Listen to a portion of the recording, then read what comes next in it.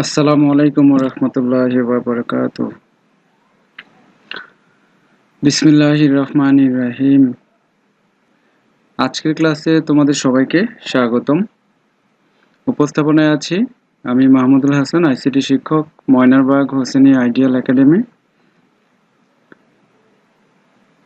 আজকের পাঠ পরিচিতি, ষষ্ঠ শ্রেণী তথ্য ও যোগাযোগ প্রযুক্তি, অধ্যায় তৃতীয়, পাঠ 2, আইসিটি যন্ত্রপাতি রক্ষণাবেক্ষণ, কিবোর্ড ও মাউস পরিষ্কার। শিক্ষার্থী বন্ধুরা, আমরা গত ক্লাসে শিখেছি আইসিটি যন্ত্রপাতি রক্ষণাবেক্ষণের মধ্যে যে কিভাবে আমাদের মনিটর পরিষ্কার করতে হয়। আজকে শিখব কিবোর্ড ও মাউস কিভাবে পরিষ্কার করতে হয়। তো ঠিক আছে, চলো যাই শিক্ষার্থী বন্ধুরা, আমাদের বইতে কি আছে আমরা একটু দেখে আসি।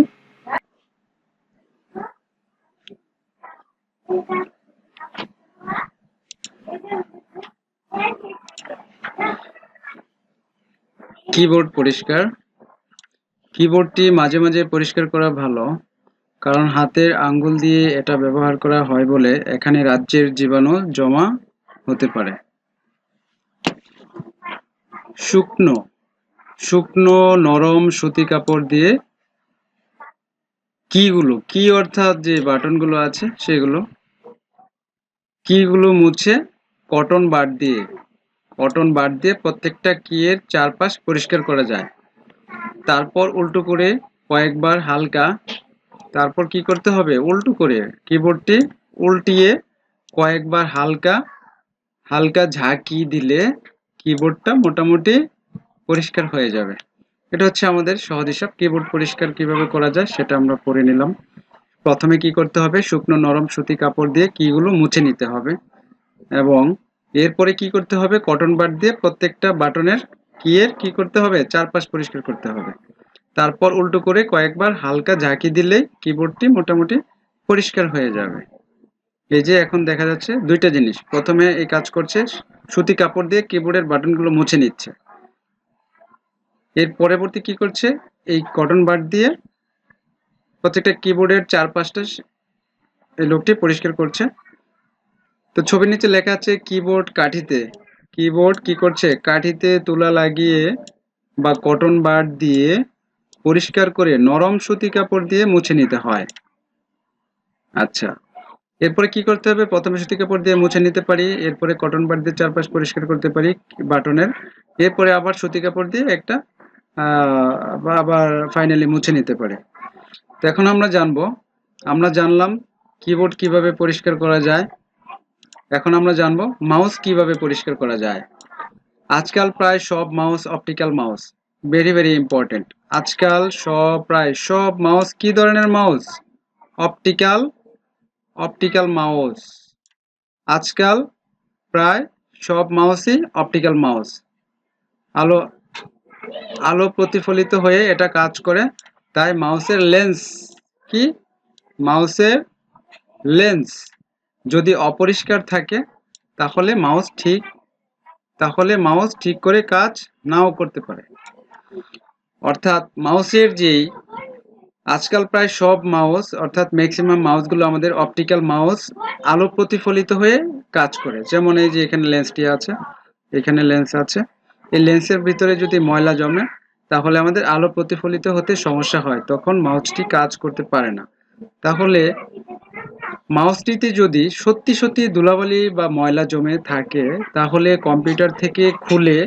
মাউসের কানেকশনটি কম্পিউটার থেকে খুলে নিতে হবে। খুলে নিয়ে সেটা উল্টো করে অর্থাৎ উল্টিয়ে ধরলে পরে দেখা যাবে যে আমাদের এখানে লেন্সটা থাকে, এখানে লেন্স, সেটা উল্টো করে কি করতে হবে, কম্পিউটার থেকে খুলে নিয়ে সেটা উল্টো করে এই যে উল্টো করে যেখানে যেখানে ময়লা জমেছে কটন বাড দিয়ে সেটা পরিষ্কার করে নরম সুতি কাপড় দিয়ে মুছে নিতে হবে। এই যে কটন বাড দিয়ে এখানে তোমার মার্কিং করা আছে, এটা হলো লেন্স, এটা হলো এই যে এখানে যে জিনিসগুলো ময়লা জমে এটা মাউস বসার একটি জায়গা, আর এই যে এখানে কটন বাড দিয়ে লেন্সের উপর পরিষ্কার করা হচ্ছে। তো মাউস এবং কিবোর্ড পরিষ্কার করা খুবই ইজি, আমরা দেখে নিলাম। মাউসে যেখানে ময়লা জমে কাঠিতে তুলা লাগিয়ে বা কটন বাড দিয়ে সেটা মুছে নিতে হয়।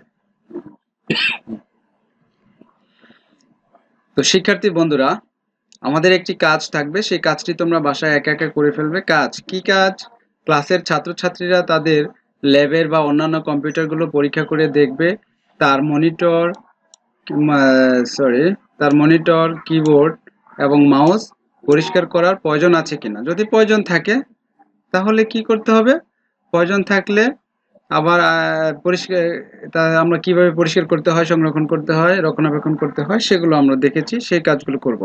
2 নম্বরে হচ্ছে তারা পরীক্ষা করে দেখবে বাতাস ঢুকার, সিপিইউর মধ্যে যে বাতাস ঢুকে এবং বাতাস ঢুকার এবং বের হওয়ার, বাতাস ঢুকার এবং বের হওয়ার জায়গা ধুলো জমে বন্ধ হয়ে গেছে কিনা। যদি বন্ধ হয়ে যায় তাহলে কিভাবে পরিষ্কার করতে হবে সেটা আমরা বলেছি, সেখান থেকে তোমরা দেখে নিয়ে বই থেকে পড়ে সেটা পরিষ্কার করতে পারবে ইনশাল্লাহ। তো নতুন শিখলাম কিছু কটন বাড, সেটা আমাদের সাধারণ নর্মালি ইউজ করি, তবে সেটা দিয়ে আমরা কটন বাডটা কিভাবে কাজে লাগিয়ে আমরা মাউস কিবোর্ড পরিষ্কার করতে পারি সেটা দেখলাম। LCD monitor, liquid crystal display, pixel. Pixel হচ্ছে যে আমরা এলসিডি এবং এলইডি মনিটরের যেই ছবিগুলো আসে, এইগুলো ছবিগুলো অনেকগুলো অংশে বিভক্ত থাকে। এগুলো আমাদের দেখতে চোখে দেখি যে মনিটরে একটাই ছবি, কিন্তু সেই ছবিগুলো অনেকগুলো অংশে বিভক্ত হয়ে তারপরে একসাথে আমাদের সাথে জোড়া লাগিয়ে তারপরে আমাদের সামনে শো হয়, কিন্তু আমাদের চোখে দেখতে পাই একটাই ছবি, কিন্তু এটার মধ্যে অনেকগুলো অংশ অংশ থাকে বা পিক্সেল আকারে। পিক্সেল জিনিসটা সেটা তোমরা আরেকটু বড় ক্লাসে উঠলে ভালোভাবে বুঝতে পারবে। শর্ট সার্কিট কি সেটা জানতে পারলাম, ভিনেগার কি সেটাও জানতে পারলাম। ভিনেগার এটা আসলে রান্নার ক্ষেত্রে ব্যবহার করা হয়, সেই জিনিসটা পানির সাথে দিলে পরে সেটা গ্লাস ক্লিনার হয়ে যায়। তো ঠিক আছে বন্ধুরা, আমাদের পার্ট 2-এ আইসিটি যন্ত্রাংশের নিরাপদ ব্যবহারের মধ্যে আমাদের আইসিটি যন্ত্রাংশ রক্ষণাবেক্ষণ পার্ট 2-এর মধ্যে আজকে আমাদের শেষ হয়ে গেল। কি কি দিয়ে শেষ করলাম? মাউস এবং কিবোর্ড পরিষ্কার করার মাধ্যমে। তো ইনশাল্লাহ আমরা ভালো করে দেখব, বাড়ির কাজগুলো করার চেষ্টা করব, গুরুত্বপূর্ণ প্রশ্নগুলো এমসিকিউ আকারে খাতায় লিখব এবং নিজে নিজে করার এবং পড়ার চেষ্টা করব। শিক্ষার্থী বন্ধুরা, আজকের ক্লাসে এই ছিল আমাদের আয়োজন। আগামী ক্লাসের আমন্ত্রণ জানিয়ে তোমাদের সবাইকে ধন্যবাদ জানিয়ে আজকের মতো বিদায় নিচ্ছি। আসসালামু আলাইকুম ওয়া রাহমাতুল্লাহি ওয়া বারাকাতুহু।